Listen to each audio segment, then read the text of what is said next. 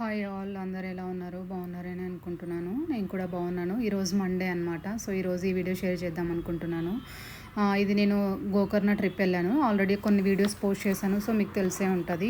ఈ వీడియో ఉద్దేశం ఏమంటే, గోకర్ణలో మహాబలేశ్వర టెంపుల్ అని ఫేమస్ టెంపుల్ అనమాట. సో నేను ఆ టెంపుల్ గురించి నాకు తెలిసినది మీకు కూడా తెలియచేయాలని అనుకుంటున్నాను. సో మేము ఆ ట్రిప్కి వెళ్ళే దారిలోనే మేము జోగ్ ఫాల్స్ కూడా చూసాము. ఇప్పుడు జూన్ కాబట్టి ఇంకా అంత వర్షం ఇంకా పడలేదు కాబట్టి అంత ఏం ఫాల్స్ అంత లేదు. జస్ట్ నార్మల్గా చాలా చిన్నగానే ఉంది.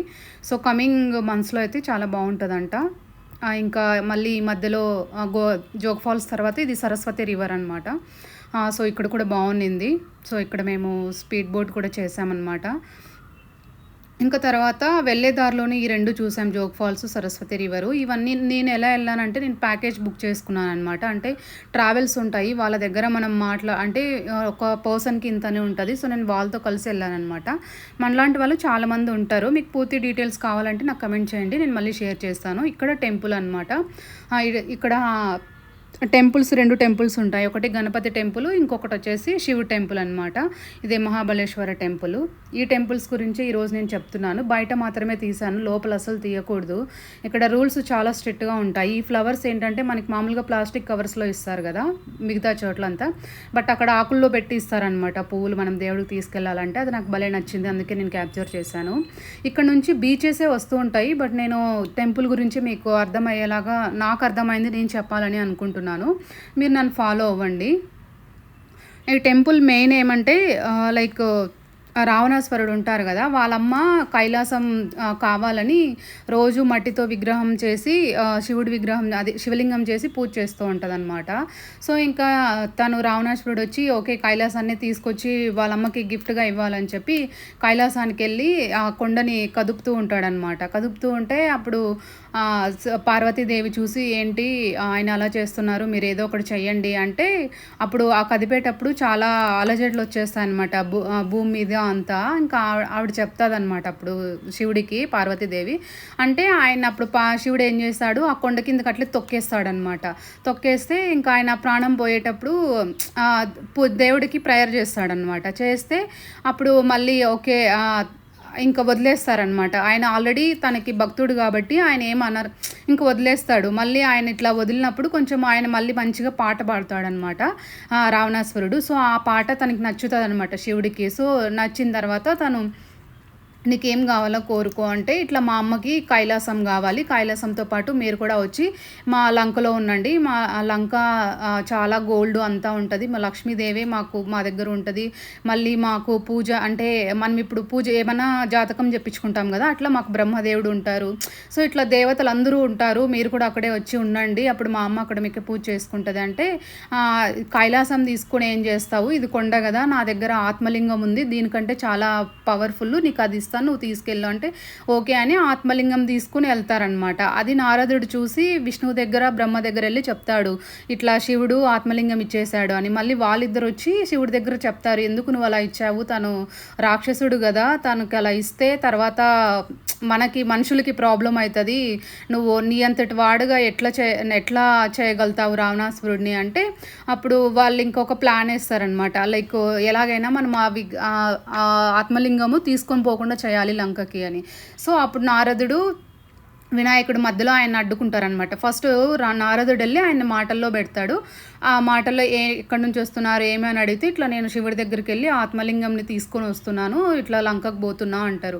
మళ్ళీ సాయంత్రం అయిపోయింది కదా అంటే అవును అని చెప్పి, ఇంకా అంతలోకి వీళ్ళిద్దరూ మాట్లాడుతుండగా వినాయకుడు వస్తాడనమాట, బ్రహ్మచారి వేషంలో వస్తారు. ఎవరు నువ్వు అని అడిగితే, నేను ఇట్లా ఉమాశంకరుల పుత్రుడిని అని చెప్తాడనమాట. ఓకే ఇట్లా సంధ్యావందనం చేసుకోవాలా, సాయంత్రం అయింది కదా, సంధ్యావందనం చేసుకోవాలా నేను, సో నాకు ఇది విగ్రహం ఆత్మలింగం కింద పెట్టకూడదు, నువ్వు పట్టుకోనుండు, నేను తొందరగా వచ్చేస్తాను అని చెప్తే వినాయకుడు ఒప్పుకోడు, బట్ తన్ని బ్రతిమలాడి ఒప్పిస్తాడనమాట ఓకే అని. వాళ్ళు యాక్చువల్గా ప్లాన్ వేసుకునే కదా వచ్చారు. సో తను ఏమంటాడంటే, వినాయకుడు ఒక కండిషన్ పెడతాడు, సరే నాకు బరువైంది అనుకో, నేను 3 times పిలుస్తాను మిమ్మల్ని, మీరు రాకపోతే నేను కింద స్థాపించి వెళ్ళిపోతా అంటాడు. సరే అంటాడు. సో అతనికి ఇచ్చేసి వెళ్ళిపోతాడు. తను జస్ట్ అలా వెళ్ళంగానే రావణుడు వెంటనే పిలుస్తాడనమాట. 3 times పిలుస్తాడు, తను రాడు, ఇంకా అప్పుడే వెళ్ళాడు కాబట్టి. సో ఇంక అక్కడ కింద పెట్టేస్తాడనమాట. అదే గోకర్ణం అనమాట. సో అక్కడ పెట్టేస్తే మళ్ళీ వచ్చి చూసేటప్పటికి కింద పెట్టేసి ఉంటాడు. సో ఒకసారి కింద పెడితే ఇంక తీయలేరనమాట. అయినా రావణాసురుడు ఆల్రెడీ తన బలవంతుడు కాబట్టి దాన్ని ట్రై చేస్తాడు తీయడానికి లింగాన్ని. సో అప్పుడు గట్టిగా అరుస్తాడనమాట, ఓ మహాబలేశ్వర అని చెప్పి. సో ఆ పేరే మనకి ఇప్పుడు మహాబలేశ్వర టెంపుల్గా వచ్చింది. కానీ రాదు, అది ఇట్లా ముక్కలు కూడా అయిపోతుంది అనమాట. ముక్కలు అయిపోయిందే ఒకటి అక్కడే ఉంటుంది. ఇంకొకటి ఇప్పుడు ఇక్కడ Murudeshwar temple, Murudeshwar idea temple వస్తుంది కదా, వచ్చి ఒక లింగం పడుతుంది. అదే ఇప్పుడు అక్కడ ప్రసిద్ధి శివాలయంగా రూపొందింది అనమాట. సో ఇంకా అది కుదరదు కదా తీయడము, ఇంకా అలాగే అక్కడే ఉండిపోతుంది అనమాట.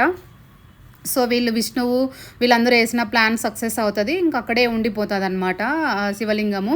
అదే ఫేమస్గా అక్కడే ఉండిపోతుంది అనమాట ఆత్మలింగము. సో అందుకే ఇది ఈ టెంపుల్ చాలా ఫేమస్. నాకు ఈ టెంపుల్ గురించి ఎలా తెలిసింది అంటే, నేను గురుచరిత్ర చదివాను అనమాట రీసెంట్గా. ఆ గురుచరిత్రలోనే నేను ఈ టెంపుల్ గురించి విన్నాను. అప్పుడే నాకు ఆ టెంపుల్ చూడాలి అనిపించింది అనమాట. అంటే దర్శనం చేసుకోవాలి అనిపించింది.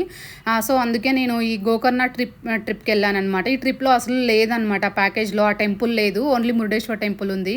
మళ్ళీ నేను వాళ్ళని రిక్వెస్ట్ చేసుకున్నా, ఆయన పాపము నాకు పర్మిషన్ ఇచ్చారు. నేను మార్నింగే అందరికన్నా ముందే లేచి రెడీ అయ్యి అందరు రెడీ అయ్యే లోపల వెళ్ళి చూసుకొని వచ్చానమాట. అది నాకు బ్లెస్డ్ అనిపించింది. ఇంకా ఈ టెంపుల్ గురించి ఇంకా చాలా మంచి విషయాలు ఉన్నాయి. దత్తాత్రేయ స్వామి ఉన్నారు కదా, ఆయన కూడా ఫస్ట్ టైం ఇక్కడ నుంచి స్టార్ట్ చేస్తారనమాట తన స్పిరిచువల్ జర్నీ. వాళ్ళ ఇంటి నుంచి ఒక 7 yearsకి బయట వచ్చిన తర్వాత ఇక్కడికి వచ్చి ఇక్కడే 3 years ఉండి తర్వాత ఇక్కడ మన ఆంధ్రాలో ఉన్న కురుపురము అక్కడికి వచ్చి అట్లంతా తన జర్నీ స్టార్ట్ అవుతుందన్నమాట. సో ఇలాంటివి ఇంకా చాలా అక్కడ జరిగిన అద్భుతాలన్నీ మనకి గురుచరిత్రలో ఉన్నాయి. అవన్నీ మీకు చెప్పాలంటే కష్టము ఒక వీడియోలోనే. మీరు ఒకవేళ మీకు కుదిరితే చదవండి, లేదు అంటే మీకు ఎవరికైనా కావాలంటే నాకు చెప్పండి, గురుచరిత్ర కూడా చెప్పండి అని, అవి ఉంటాయి కదా అధ్యాయాలు, దాని ప్రకారం చెప్పండి అంటే నేను చెప్పడానికి ట్రై చేస్తాను. నాకు తెలిసినంత వరకు అట్లీస్ట్ చదివైనా వినిపిస్తాను. సో ఇది ఈ వీడియో. సో మీకు అర్థమైందని అనుకుంటున్నాను. నా వంతు నేను తెలుసుకున్నది కొంచెం దేవుడి గురించి మీకు కూడా స్ప్రెడ్ చేయాలనే ఉద్దేశంతోనే ఇది నేను చేశాను. వ్యూస్ కోసమో లేకపోతే సంథింగ్ ఏమో అస్సలు కాదు. వ్యూస్ కోసం చేయాలంటే డిఫరెంట్గా చేయొచ్చు, బట్ ఇదైతే నేను తెలుసుకున్నది నలుగురికి తెలియచేయాలి. మీరు దేవుడి మీద చాలామందికి నమ్మకం ఉండదు, బట్ ఒకసారి మీరు నమ్మడం స్టార్ట్ చేస్తే మాత్రం మీ లైఫ్ కొంచెమన్నా బెటర్ అయితే అవుతుంది. అన్నీ తీరిపోతాయని నేను చెప్పను, ఎందుకంటే మన కర్మఫలం ఎలా ఉంటుందో అలానే ఉంటుంది మన లైఫ్ అనేది. So but at least something better అయితే అవుతుంది. అది నేను ఫీల్ అయ్యాను. నేను లాస్ట్ 4 years నుంచి, అంతకుముందు ఓకే దేవుడు అంటే ఓకే, బట్ తర్వాత నేను ఇంకా ఎక్కువ తెలుసుకోవడము, గుడ్ టెంపుల్స్కి వెళ్ళడం ఇవంతా చేశాను. తర్వాత నేను చాలా చూశానన్నమాట. సో అందుకే మీతో కూడా షేర్ చేయాలని ఒక ఇంటెన్షను. మీరు కూడా ఎవరైనా ఇలా ఆ థాట్స్ షేర్ చేయండి. మీకు తెలిసింది కూడా మీ పక్కన వాళ్ళతో షేర్ చేయండి, అది చాలా మంచిది. సో ఈ వీడియో ఇంతటితో ఆపేస్తున్నాను. Thank you. ప్లీజ్ సబ్స్క్రైబ్ చేసి సపోర్ట్ చేసి షేర్ చేయండి, కమెంట్ చేయండి.